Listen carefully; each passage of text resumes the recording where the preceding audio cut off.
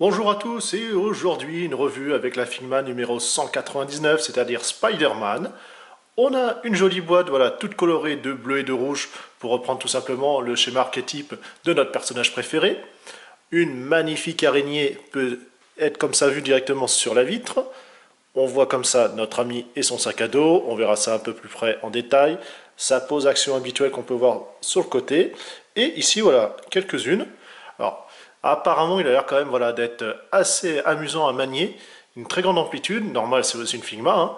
On va voir ça un petit peu plus en détail. La boîte, vous avez l'habitude, on l'ouvre tout de suite. Je ne le dis pas à chaque fois, mais n'oubliez pas que vous avez voilà, ce fond prédécoupé tout simplement pour le DI Stage, c'est-à-dire les socles spécifiques au Figma. Ça permet comme ça d'un petit peu égayer ou simplement de servir de fond si vous laissez ainsi. Alors, qu'est-ce qu'on trouve quand on l'ouvre? Déjà, vous avez ceci qui est en fait un des projectiles. On verra ça un petit peu plus près en photo. Voilà, ces deux-là, donc de tailles différentes. Le sac à dos de Peter Parker pour pouvoir mettre son petit costume à l'intérieur. Bon, caoutchouc. Vous avez ici, hop, te sauve pas toi, une main déjà. Et comme ça on peut voir qu'il a son téléphone. Alors par contre, absolument rien, écran bleu. Bon, sûrement un téléphone Windows. Le bras et le stand habituel. Ça change pas. Avec aussi, voilà, un petit prolongement exprès pour cette figurine-là. Pour pouvoir lui permettre quelques poses. Le sachet pour pouvoir tout ranger. On a ici voilà, les différents types de mains supplémentaires, avec son fameux voilà, petit signe pour lancer le fil, une main grande ouverte et une fermée qui permet comme ça de tenir quelque chose.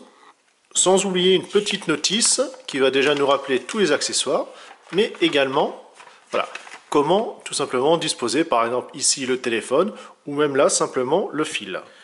Le rendu est vraiment bluffant. Là, on se retrouve avec une peinture métallisée, que ce soit le bleu ou le rouge. Voilà, vous pouvez voir que ça brille un petit peu partout, vraiment magnifique. Très bien rendu. Sculpture du corps, bon, voilà, pas grand chose à dire, c'est une Figma. Du détail absolument partout. On retrouve même voilà, la semelle de ses chaussures. Donc voilà, ils ont vraiment fait très fort. On note ici le trou pour simplement mettre la tige et ainsi le stand. Voilà, notre petit Amazing Spider-Man avec le dessin dans le dos, celui de face. Pour la tête, donc comme vous pouvez voir voilà, de côté, c'est un peu disgracieux par contre. On a ici voilà, cette petite voilà, ouverture au niveau de la nuque.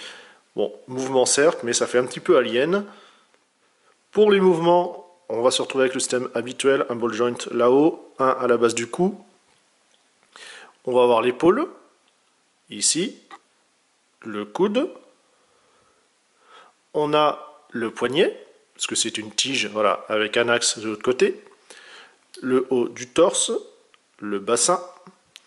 Ici, on a la jambe par contre qui va tourner. On arrive au genou et là par contre c'est un petit peu moins bon. On a cette grosse articulation, c'est vraiment pas joli, alors que pourtant d'habitude, voilà, contrairement à la marque, on a quand même quelque chose de très fin, un petit peu profilé. Là, pourquoi ils nous ont mis quelque chose voilà, de si gros? C'est un peu bizarre, surtout qu'on a d'autres figurines qui s'en sont sorties quand même nettement mieux. Bon bref, on va continuer. On finit au niveau de la cheville ici, avec bien sûr, voilà, ça permet de se plier, et encore la pointe. Pour ne pas aider, bon, forcément, on n'a pas la même teinte de bleu, ce qui est normal aussi, mais ce qui permet également, malheureusement, de faire encore plus ressortir cette monstruosité. C'est vraiment dommage. Notre ami est quand même bien pourvu au niveau articulation. On a quand même une grande amplitude, c'est assez agréable. On peut lui faire prendre voilà, quelques petites pauses. Vous voyez que au niveau pliure, on va quand même assez loin sur le niveau de la jambe. Pour le bras, bon, par contre, c'est un petit peu plus court. On retrouve aussi également, voilà, à la base, ici la partie, tout simplement, le petit instrument qui lui permet de sortir et de tirer sa toile. Voici ce que ça peut donner avec justement cet accessoire de montée. Bon, ça reste à peu près transparent, donc ça passe à peu près. Ça donne un petit effet, même si c'est pas joli, mais bon quand même. Là, ce qui manque par contre, même si on a deux tirs entre guillemets, donc vous voyez, elles sont une plus courte que l'autre, donc tant mieux, ça donne, voilà, ça évite d'avoir un aspect symétrique, c'est de ne pas avoir vraiment une toile, en tout cas, au moins projetée, un peu plus volumique entre guillemets. Également, on se retrouve avec qu'une seule tête, Avoir un Peter Parker, ça aurait été vraiment sympathique.